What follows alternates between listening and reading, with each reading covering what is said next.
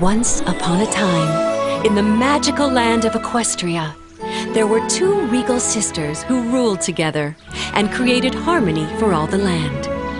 But as time went on, the younger sister became resentful.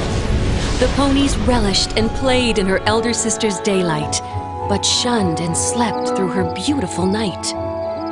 One fateful day, the younger unicorn refused to lower the moon to make way for the dawn and vowed that she would shroud the land in eternal night.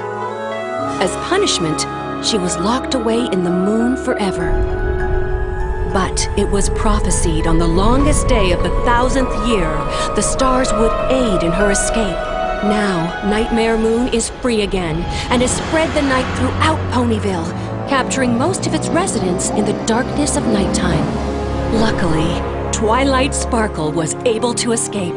It's up to Twilight Sparkle and her friends to free Ponyville from Nightmare Moon's grasp and bring light and friendship back to the land.